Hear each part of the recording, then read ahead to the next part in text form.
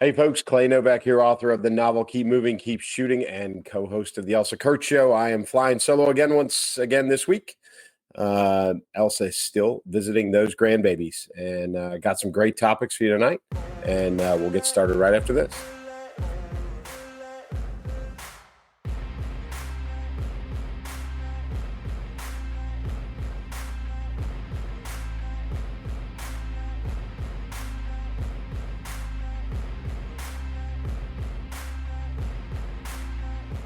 Okay, folks, first couple things. We got to knock out some important election stuff that's going on. Part of it, the DNC is in a bit of a bind, and they're making a course correction. Now, the bind that they're in is that the state of Ohio requires candidates to be verified, validated 90 days before the general election.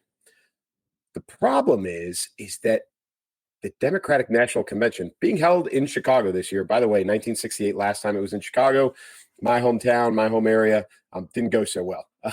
We're expecting a little bit of the same this year. The convention being held in Chicago is being held 75 days before the general election. So Ohio and its legislature has notified multiple times the Democratic National Committee that President Biden, as it stands right now, is if they wait until the convention to nominate him, he will not be on the Ohio ballot. Period. It doesn't matter. He will not be on the ballot. They've been warned. They've been warned in writing multiple times. So, they didn't plan well. They didn't look at a calendar. They didn't put key dates on a calendar. They didn't lay anything out before they planned the convention in Chicago. Now, this is like a multi-year operation. They've been planning this convention, probably for at least 2 or 3 years. I would imagine probably at least 3 years. Not only location, but timing, et cetera, et cetera. But they didn't put important dates on the calendar, and now they're kind of bound up. So Ohio's warned them. They've told them again and again in writing and via multiple mediums, and have said, listen, the president won't be on the ballot. He won't be eligible to be elected out of the state of Ohio, can't get the electoral college votes for the state if he's not on the ballot. Now, obviously, there's the catch-all of a write-in. I have very little belief that a write-in campaign would work to get President Biden enough, votes in the popular vote to get all the electoral votes for the state of Ohio. So what the Democrats, the party, has decided to do is on August 5th, which puts them 90 days prior to the election, they're going to do an electronic roll call, a video teleconference, basically, state by state, to validate and verify and truthfully, officially nominate President Biden as the candidate for the Democratic Party for president so that they can get him on the ballot in Ohio. They're still having the convention 15 days later. So this shows you the validity of these conventions. They mean absolutely nothing. Pomp and circumstance. It's all a show. It's an opportunity. If you watch these in the past, they're unbelievably boring, truthfully. You'll get 1 or 2 good speakers in there. They go on for 4 days, and it's the same thing over and over and over again. It's all the all-stars from each of the parties. And listen, they're both subject to this. Republicans, Democrats, they have the same, it's the same kind of agenda. It's all red, white, and blue, and it all looks very pretty. And then they finally nominate their candidate. The states all weighing in, state representation all weighing in, and then they'll officially go on the ballot. The DNC, the convention in Chicago at this year, 2024, is going to be completely irrelevant. Completely. They're going to hold it sounds like an electronic call, a poll essentially on a video teleconference with the states weighing in to nominate President Biden as the candidate to make sure that he gets on the ballot in Ohio. And this is all happening on August 5th, 15 days before the convention and 90 days before the general election. So they do meet the requirement. Now, what is this going to do? And this is probably one of the things to watch. What is this going to do to convention coverage? Very anticlimactic. Very anticlimactic. Do they change the agenda? Is a good question. So are they going to follow the same agenda that they've got planned? Are they going to make it look like it's every other Democratic, the conventions of years past, elections past? Is it going to look like that? Or are they still going to march out the delegates and all of those things as they've done in the past to nominate President Biden, even though he's already been, declared the nomination for the party? I don't know. It's a good question. I think what really sucks, though, is that I have heard multiple times over the last few months that there's going to be quite a bit of, urban protest in and around the convention site as the convention goes on. There are so many people in Chicago, in the city itself, who are upset with the party, their party, the party that they've been backing for years and years, decades and decades and decades, that there was going to be protests. These are going to be Democrats. There's going to be Chicago hardcore Democrats. Keep in mind, Chicago hasn't had a Republican mayor in over 100 years. The city is as blue gets. And they are... there's going to be some protesting. There's some people that are pretty pissed. And a lot of it has to do with immigration and the fact that a number of the Democrats living in the voters, citizens living in the city of Chicago, feel like that their leadership, their party leadership, their party has screwed them over, has taken away things from them that they need, and has given those things that, to immigrants as they've been brought into the city. So, I didn't expect that to get widespread coverage. Except probably on Fox, as you would imagine. They'll be standing outside the convention center with microphones talking to all the people protesting. I'm sure get as much of that on as they can, but probably not any of the other mainstream media. So is that going to happen? If the convention is as anticlimactic as it seems it's going to be, one, do people not bother going? Is it going to be a hollow showing? Is it going to even look like it has in the past? And really, are people going to turn out to voice their displeasure with the party as vehemently as they would have if this was the true nomination of President Biden as the candidate for the Democratic Party? I don't know. It will be interesting to watch, but I do believe that the entire convention is going to be very anticlimactic.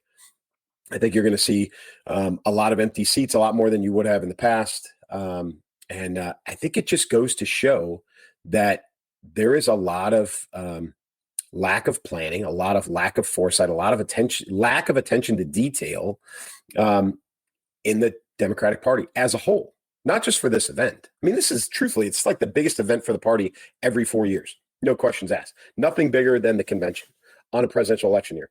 So for them to screw this up this bad, to really screw up the date, the planning of this as badly as they have, to miss a mark this large, I think it tells you a lot about the party itself and how much disarray they're really in, and how much lack of strategic planning or detailed planning is going on at all.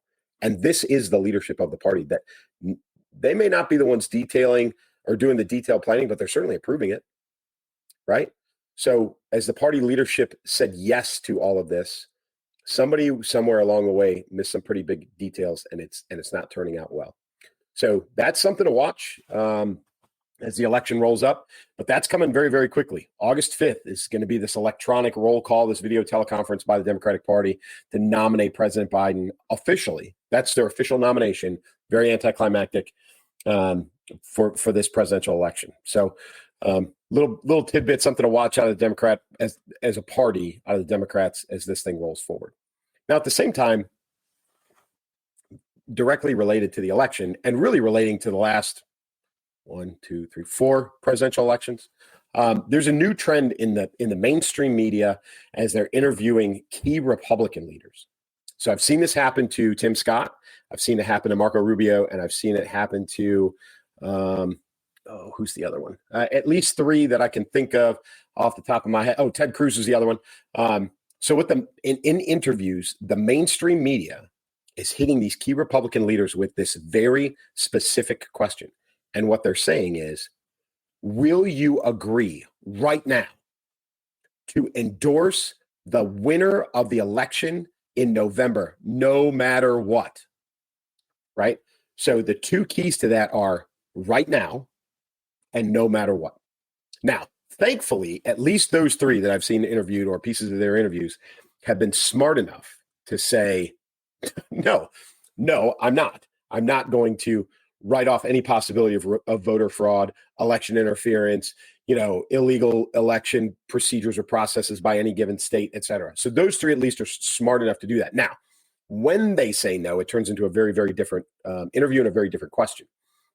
So then it turns into, election denial. It turns into accusations of, why not? Don't you believe in free and fair elections? Are you backing President Trump? Is this another, attempt by the Trump administration or potential administration or Trump election committee to deny, the election results before they even come out? Well, in reality, it's the same thing in reverse.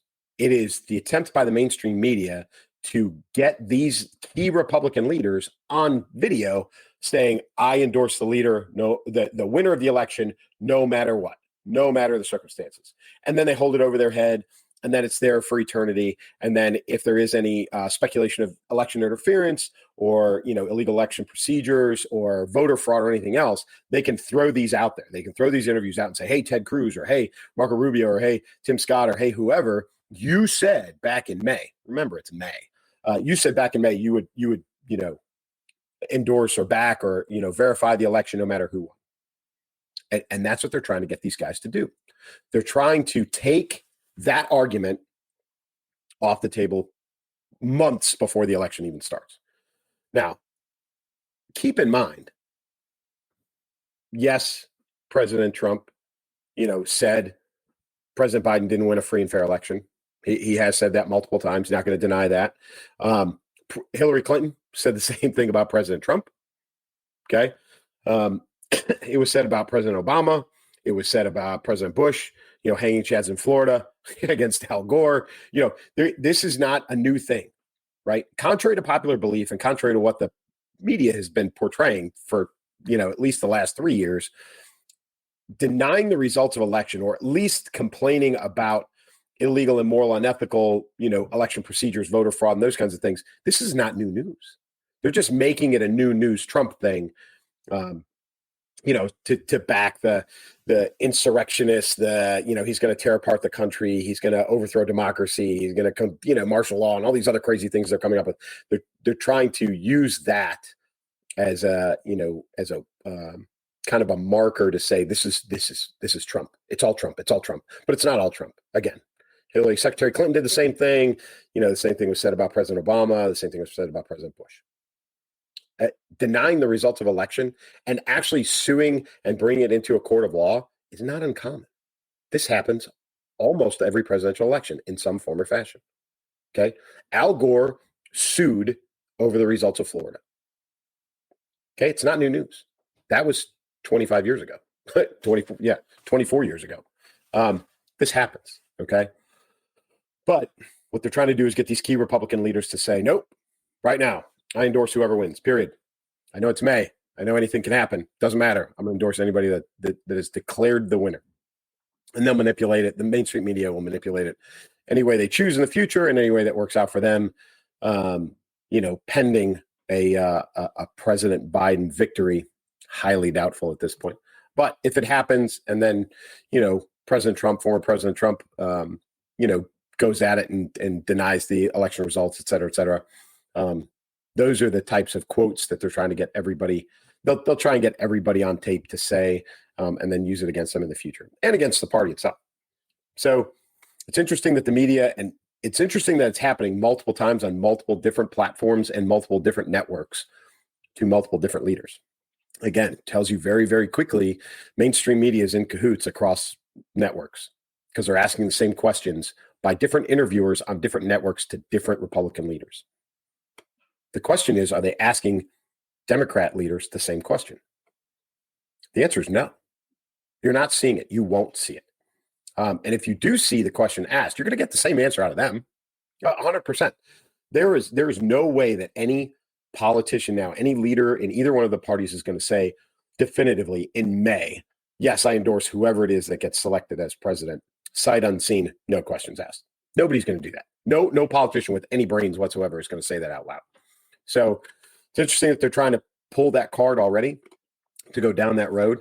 But I just, I don't see any of the current political leaders, any of them with any brains to commit to an answer like that would be stupid to do, detrimental in the long run, probably even detrimental in the short run. But they are trying. And again, it just shows that the media is in deep trying to manipulate this, provide themselves ammo for the future, as well as, influence the election, or at least influence the election by because you'll see probably in the very near future, you will see those interviews and the answers by the Republican leadership used against them as it stands.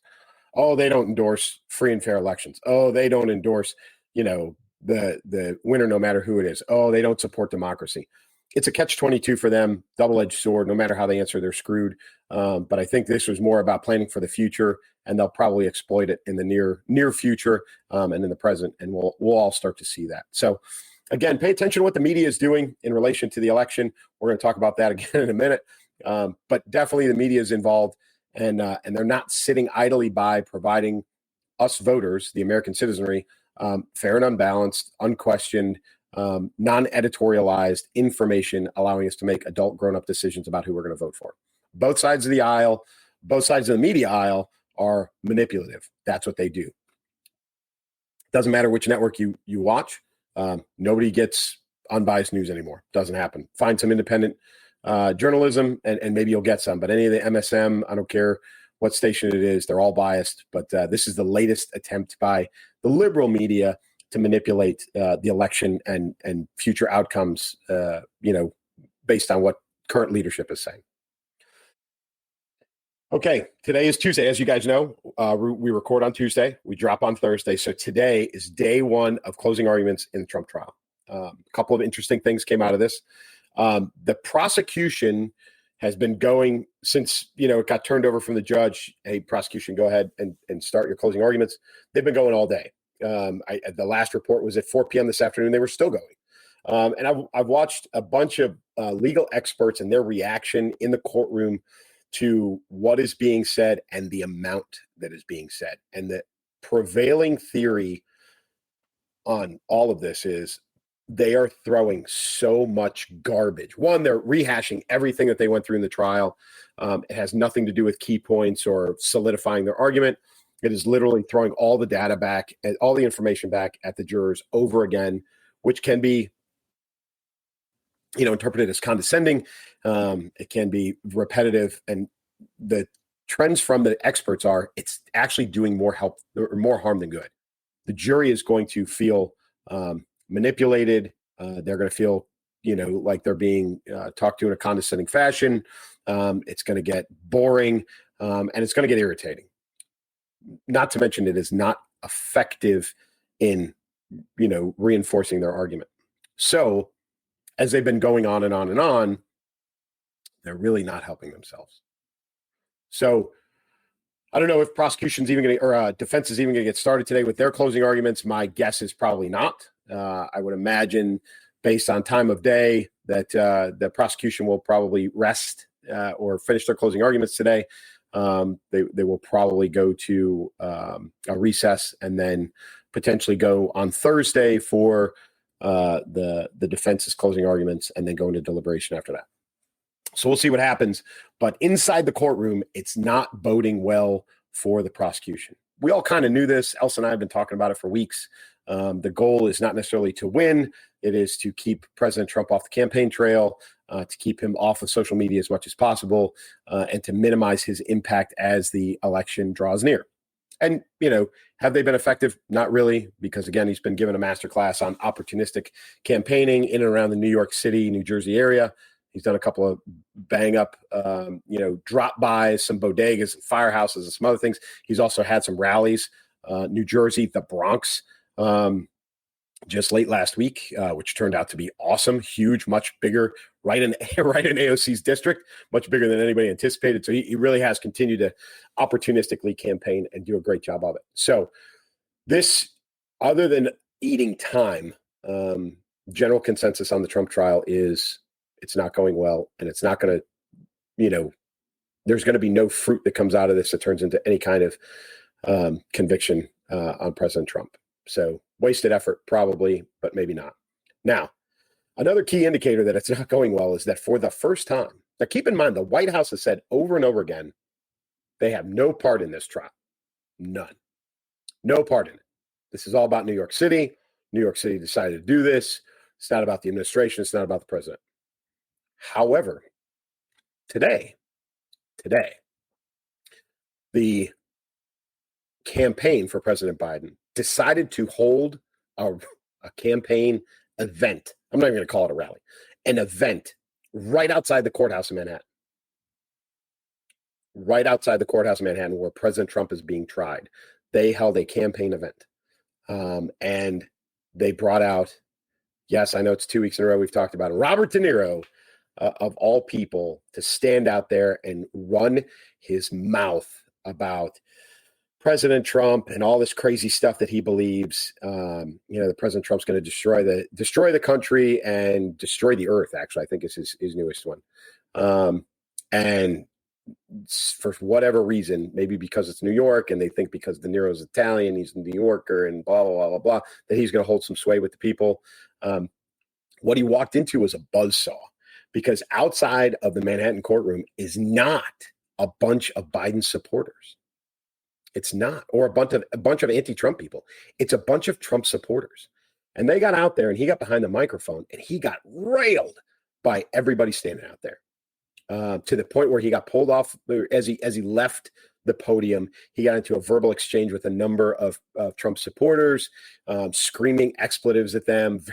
Not professional at all. Probably not what the campaign for President Biden wanted. Some F-bombs being thrown out there, and he just looked as much or more like a fool as he has for the last 3 years. People started criticizing his movies, started criticizing his acting career, told him he's a has-been, he's washed up, he needs to go away, he needs to shut up. And his response was a bunch of expletives, which he uses in his mafia movies, the characters that he plays all the time. I won't repeat them, but they all start with F. So that, again, the election, the White House has decided or has been saying over and over and over again that they have no part in this President Trump trial. Has nothing. It's all New York City. New York City's doing it. But the campaign decided today to hold an event outside of the Manhattan courtroom. My assessment of this is they know that the trial is not going to be successful. They know that it, as early as today, it could have been end of closing arguments, a very, very brief, quick deliberation, and an acquittal for President Trump. And they wanted to be there potentially and be prepared as he walked out of the courtroom, or at least to set the stage a little bit better when he does. I would expect something from the Biden campaign for every day the rest of this week where the trial is underway. I know they haven't been traditionally in session on Wednesday, so I don't know if they're in tomorrow or not. That's why I think they may wait till Thursday and then Friday. But I think you're going to start to see something from, although today went pretty poorly, so maybe not, but you may see something from the President Biden campaign outside of the courtroom until the end, every day. And I think part of it is to pivot away or to counter the end that they know is coming, which is that he's going to be acquitted and that he's going to come out looking like a hero, and it's just going to garner more support. So they're going to try and beat that. Today they brought up January 6th and insurrection and some other garbage, and again used their puppet Robert De Niro to try and do that, and it turned out very, very poorly. So keep an eye on that over the next couple of days, but we will see. My guess is by the time we record next week, so a week from today, next Tuesday, there will be a determination in the Trump trial. We will know the result, and my guess is he's going to be acquitted, no charges, and it's over with. So we'll see what happens. There is another trial that is getting ready to get started, and that is the Hunter Biden gun charges trial. So there was an attempt again to dismiss, a motion to dismiss. He has pled not guilty, by the way, all charges. But there was an attempt again to dismiss, hiding behind the Second Amendment of all things. Yes, the party of gun control is attempted to hide the president's son behind the Second Amendment to keep him from probably being charged and convicted of these gun charges. Yes, appalling. The absolute audacity.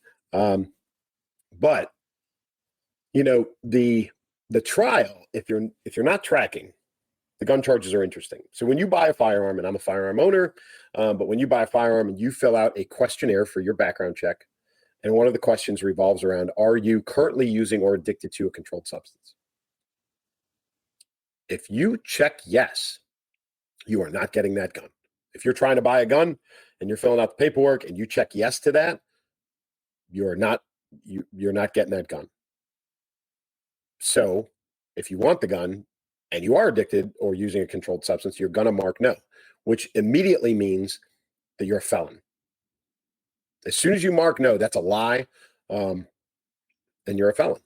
You have purchased that gun illegally by lying on the background paperwork that you submit, that you personally fill out and you submit, which is exactly what Hunter Biden did.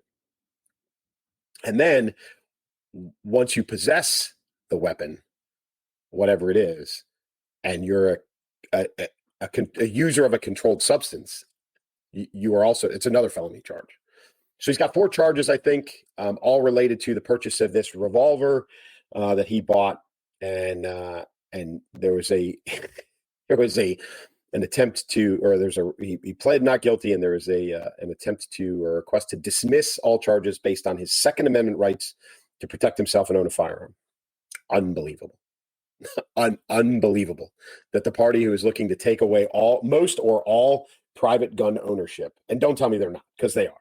All right, I've never been a the sky is falling kind of guy when it comes to gun ownership, but I will tell you that the mission of the Democratic Party is to eliminate private firearm ownership. And they can lie as much as they want, but that is the end state.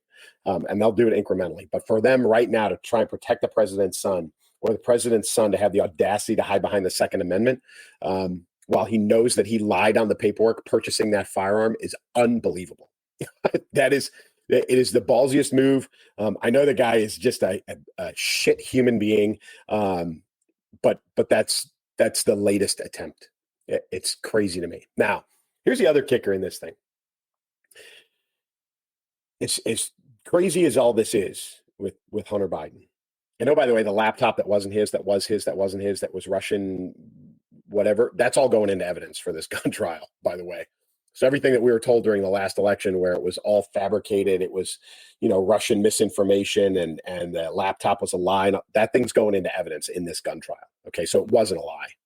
It wasn't. None of it was. It's going into evidence, and it's going to be used against Hunter Biden to convict him of these crimes. So it wasn't a lie. Thank you again, FBI, for screwing that up for all of us and impacting, some voters in the last election. Good job, election interference, Federal Bureau of Investigation. You guys suck. That was horrible. Okay, but I digress. So at the time of Hunter Biden owning this gun, and when he disposed of it, by the way, he disposed of this gun by throwing it in a dumpster. He was having an affair, sleeping with, having an adult relationship with his dead brother's widow. Okay? The Biden family is like a soap opera, like an episode of Jerry Springer. So he was sleeping with his dead brother's widow. She potentially witnessed him, or did witness him, dispose of this revolver by throwing it in a dumpster. So she can attest to the fact that he owned it and possessed it as a felony narcotics addict and user. And she, just before this trial is getting ready to start, miraculously got a visit from the president. Now, he did go to visit her in and around Memorial Day. I'm going to say, one, no matter what the lies have been, no matter what the president believes in his senile, very degraded mental capacity, his son did not die in combat or as a result of combat. He did not. Okay. Was he a uniformed officer in the National Guard? Yes, he was. Did he die while he was still in service? Yes, he did, at least as far as I remember. Is he in the category of those to be remembered on Memorial Day as killed in combat defending our nation? No, he is not. It's not derogatory. It's just fact.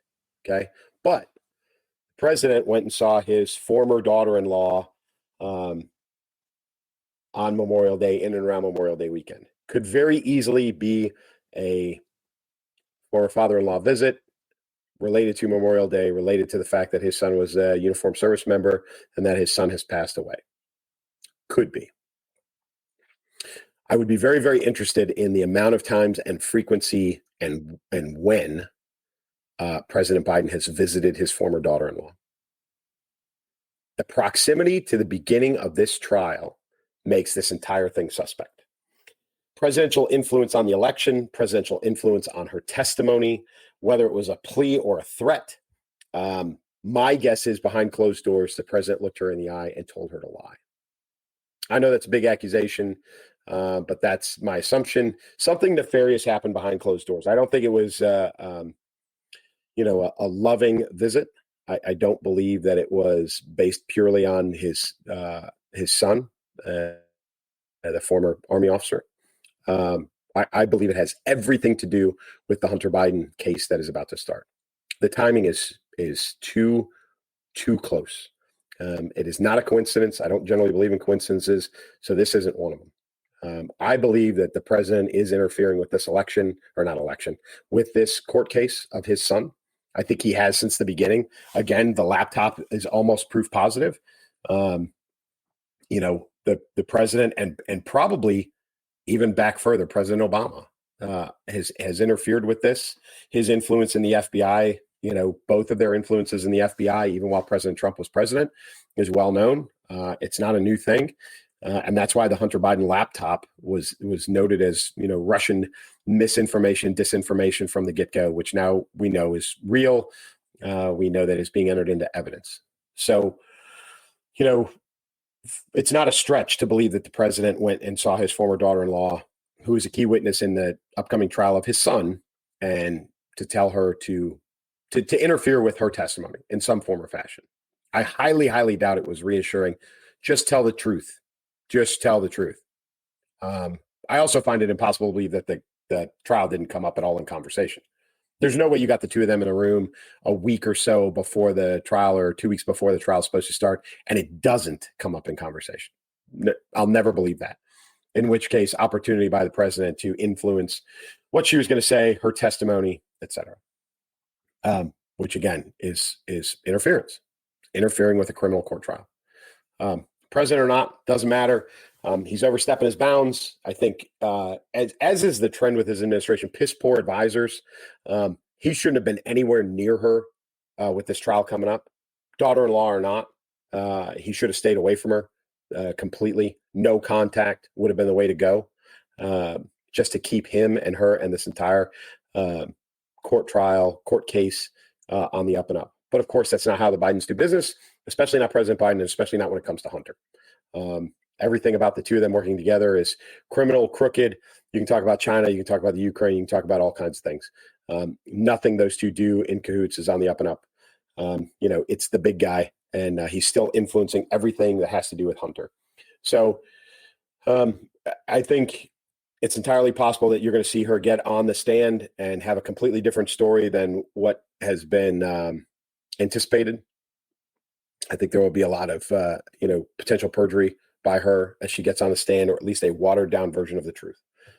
And they'll never, I think probably if the Department of Justice, IG, Inspector General, whatever internal affairs they have, should be bringing in every Secret Service agent who is in and around that at the time and questioning them about what they heard, to see if there was any election interference. I know it won't happen, but it should happen. Department of Justice needs to get involved with this, but it's the president and they work for him, and they're a bunch of sheep right now. So nothing's going to be done. But I can tell you that it's been interfered with.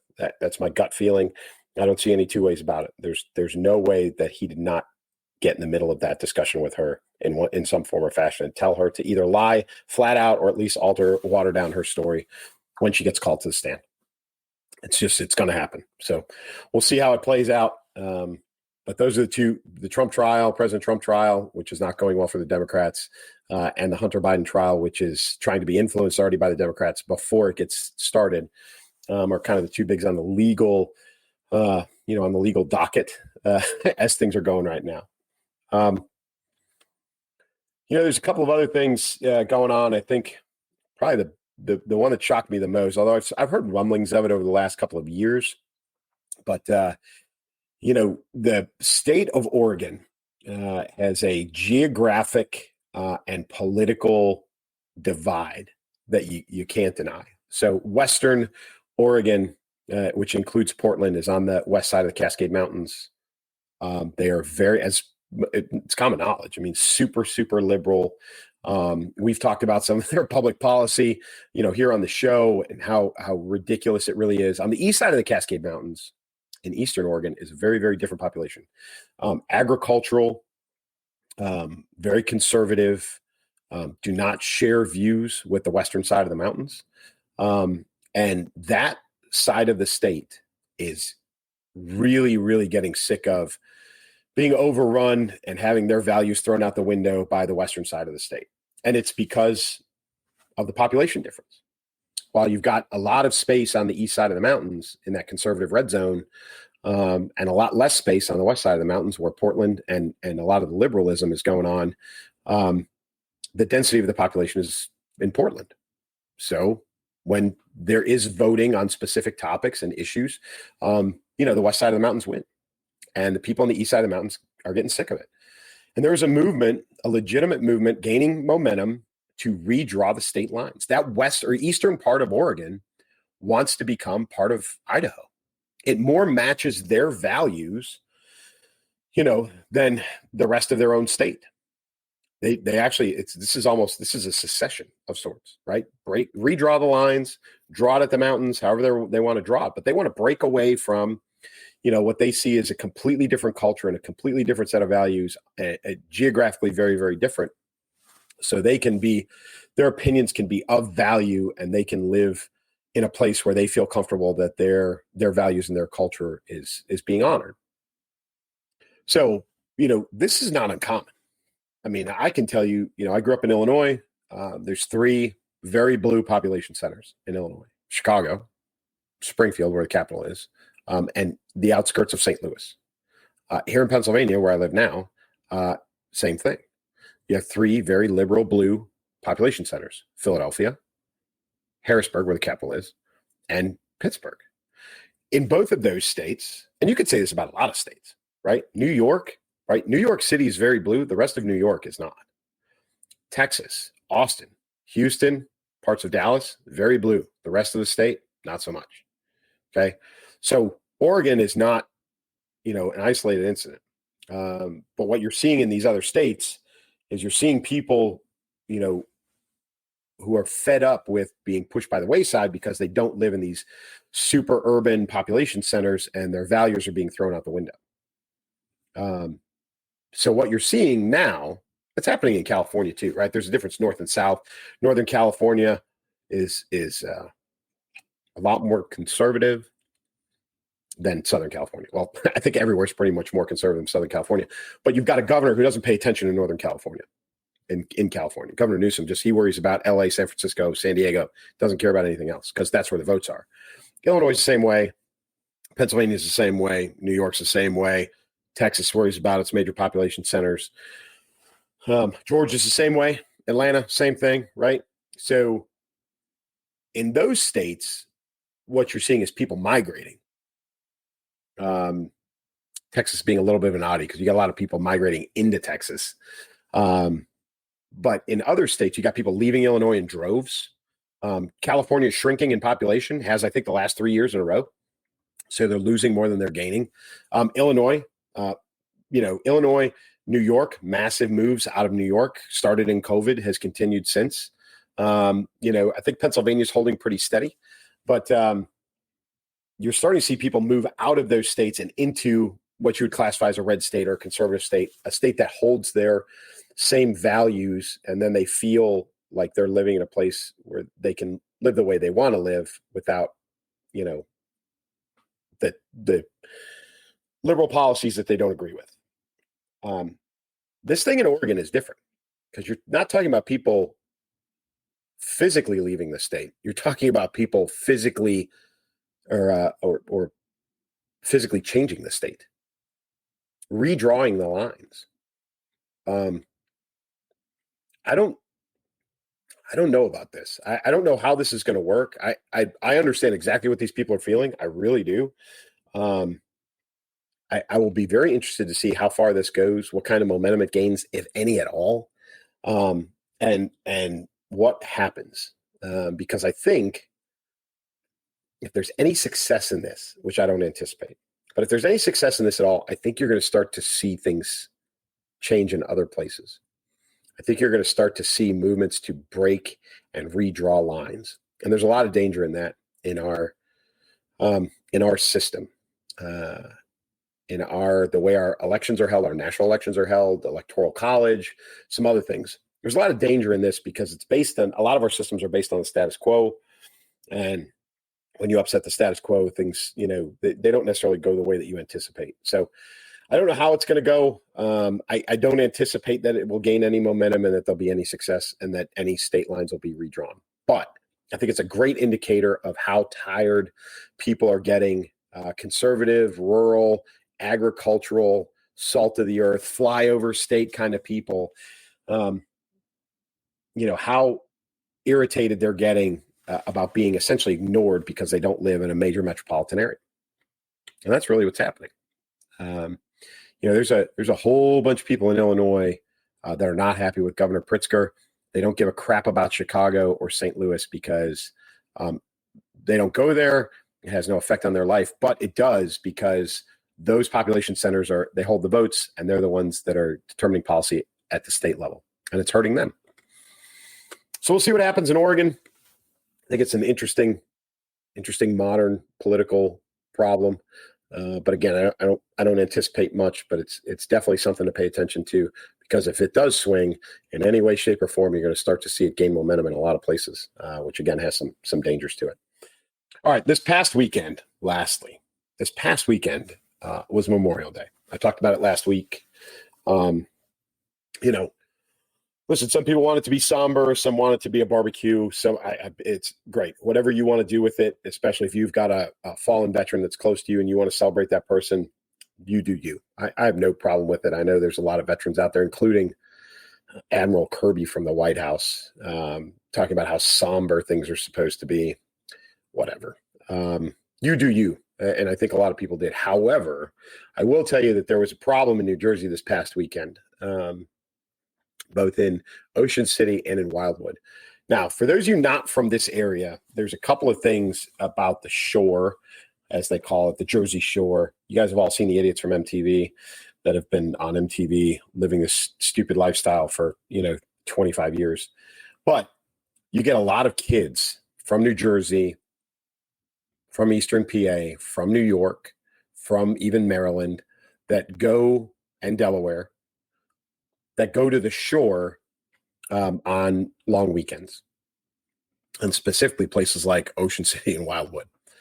The problem is there are a lot of parents who are from the area and did the same thing when they were in high school. There are things here that are interesting, very traditional around here to have kids called Senior Week. So after the seniors graduate, the week after they graduate, groups of them will go for a week to lake houses, and they'll go to the shore, and they'll go, on these little mini vacations. It's kind of their last hurrah right after they graduate high school. But one of those local traditions is to go to the shore Memorial Day or for long weekends. And parents are okay with it. When I say parents are okay with it, I'm talking about sending 16, 17-year-olds to the shore with no parents. Booking hotel rooms for them online, even going so far as sending an older sibling or going down themselves and checking kids into hotels because they're not 18, handing them the keys and then turning around and driving home. That is not uncommon. And then you've got the local kids, the Jersey kids who drive up for the day, or they're staying at a friend's house or something like that. Or Airbnb, who are very unattended check-ins in most cases. But you've got kids who are wandering around these shore towns and turning them into a party.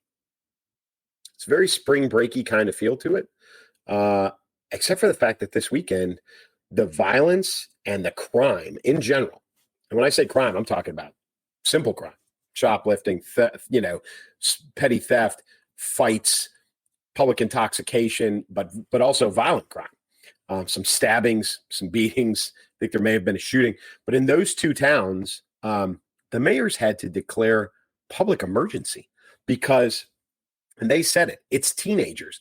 These kids go there and they go there unsupervised, right? And I'm talking, probably, I know for a fact, 16, 17, 18 years old, but maybe even younger than that and probably even a little bit older than that. And they go there for these long weekends and they party, right? And they, consume alcohol underage and do all the things that, 30 years ago I was doing, right? I'm not going to hide behind that. And I'm not going to be a hypocrite. But times have changed. They're not the same. Okay. And a lot of these parents who are letting these kids go were like me, right? They did those things when they were young. But that today is not then. And times have changed. If you were in public younger 30 years ago, right? And you ran your mouth and you were drunk and you did something stupid and somebody punched you in the face, right? That was kind of the end of it. Now you've got kids are pulling guns and they're pulling knives, they're stabbing people. And, there's no I shouldn't say less violent way. There's very little of that, right? And fights are not like me against you. I said something, you said something. We grab a hold of each other, we pound the crap out of each other, and our friends pull us apart, and that's the end of it, right? That doesn't happen. Now it turns into 50 kids beating the crap out of each other because everybody wants to join in. And oh, by the way, it's all coordinated by this, right? Kids who, group of 3 or 4, 5, 6, they go down to the shore together, they're having a good time. Now it's like, hey, we're down here, we're at this location, and all of a sudden there's 60 kids there, 100 kids or 200 kids there. It all goes out over social media. But the lack of supervision and the propensity for crime has went up so much just this past weekend that these two cities were forced to declare a state of emergency. They shut things down. They shut businesses down. They closed things early because it had gotten so out of control. So listen, if you're a parent, and I am, listen, I've got a son in that age range, and I keep careful eye on what he's doing. I believe that he knows the difference between right and wrong. He's never given me a reason to doubt it, but I still reinforce that, and try and reinforce with him to get himself out of situations, not to put himself into them. But if you're a parent and you're endorsing, unsupervised trips for your underage kids to places like this, and you're doing things like paying for an Airbnb for them, assuming that they're just going to sit by the lake and they're not going to get into trouble, and it's illegal, folks. Like if your kids are under, and this is why they have things like senior weeks after graduation, is because these kids are 18, right? But if you're sending 17-year-olds to the shore and you're paying for them to stay in a hotel, that's illegal, right? It's also, in my opinion, bad parenting. I'm not telling people how to parent, but that's bad parenting, right? You're asking for trouble. Okay. You're asking for your kid. You're giving them all the tools to end up hurt or in jail or worse. Right? You probably think it's harmless because when you were a kid, it was harmless. It's not harmless anymore.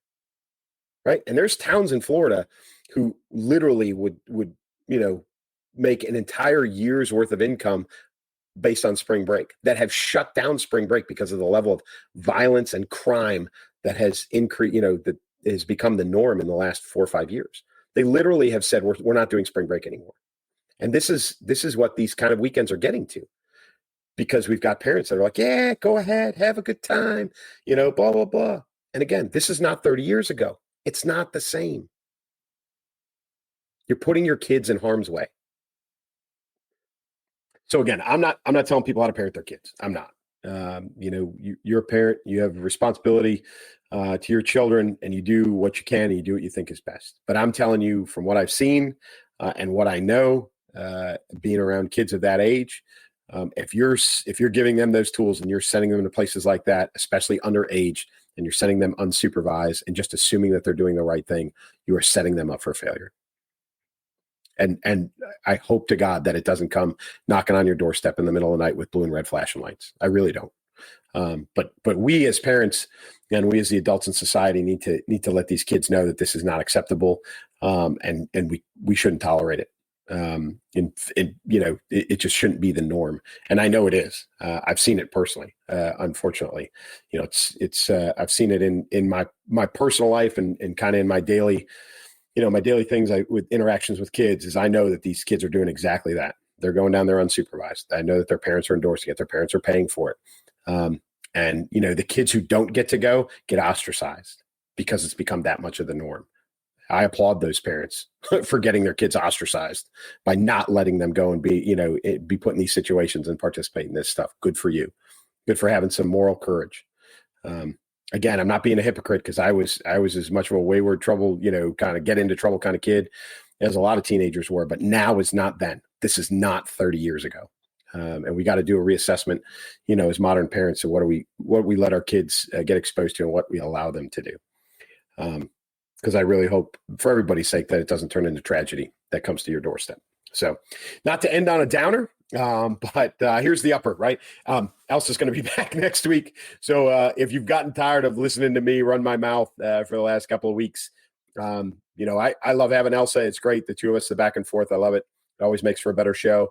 And I know that, it probably gets tedious listening to me talk for an hour. So I'm happy to do it and happy to be here for everybody. But Elsa should be back next week. And, that always makes for a better show. So as always from me, we will catch you next week. But again, as always from me, keep moving, keep shooting.